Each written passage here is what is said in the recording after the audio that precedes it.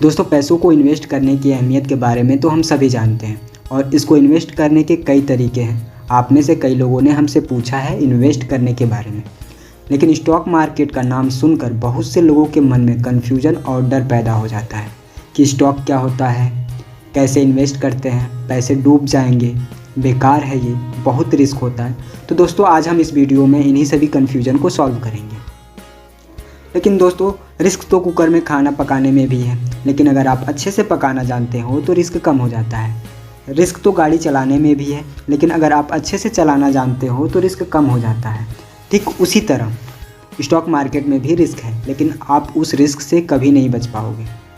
लेकिन अगर आपके पास सही नॉलेज है तो आप इस रिस्क को काफ़ी हद तक कम कर सकते हो।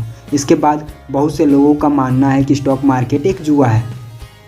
हाँ, अगर आपके पास सही नॉलेज नहीं है तो आपके लिए ये जुआ ही है। आपको ये समझना होगा कि रिस्क और कैलकुलेटेड रिस्क में फ़र्क क्या होता है। आपको स्टॉक मार्केट में कैलकुलेटेड रिस्क लेना होगा।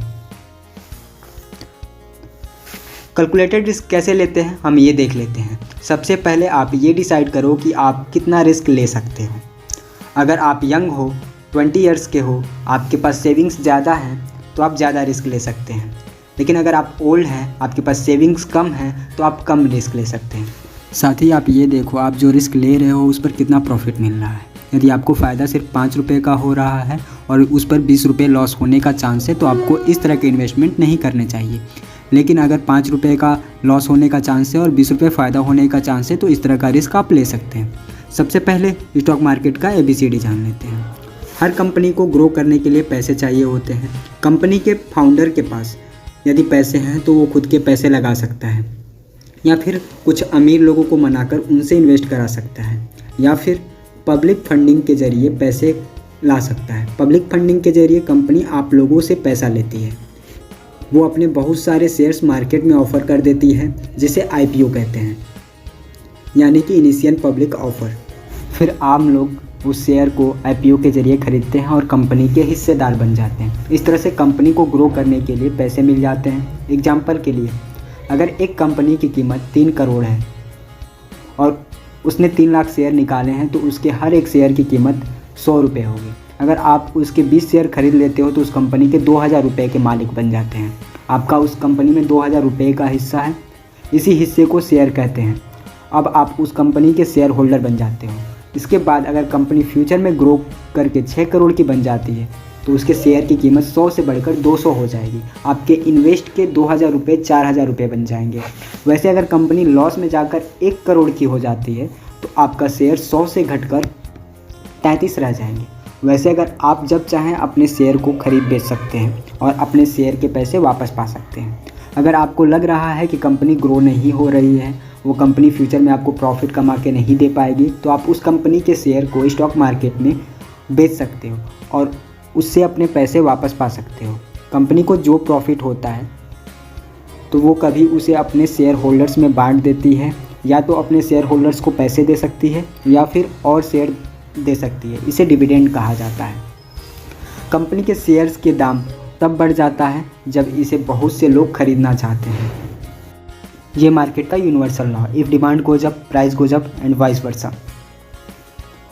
इसका मतलब ये है, अगर एक कंपनी बहुत प्रॉफिट कमा रही है तो उस कंपनी की स्टॉक बहुत से लोग खरीदना चाहेंगे, और ज़्यादा लोग खरीदना चाहेंगे, डिमांड बढ़ेगी तो उसकी वैल्यू बढ़ेगी और उसकी प्राइस बढ़ जाएगी।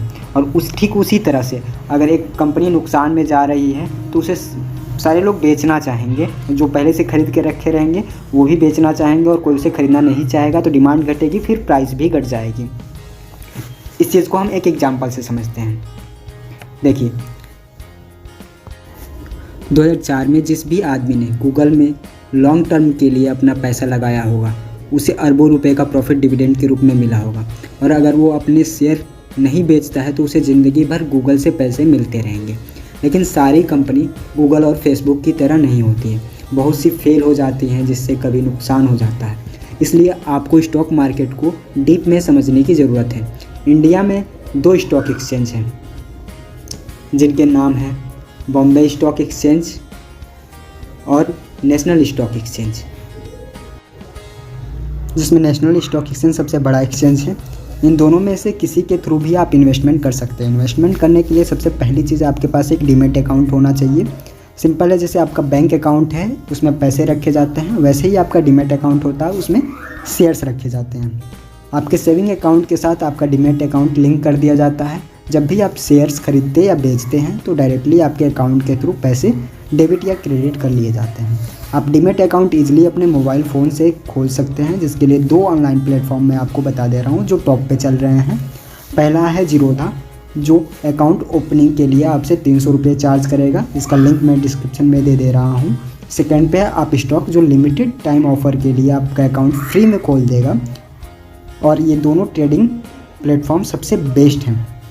इसका भी लिंक मैं डिस्क्रिप्शन में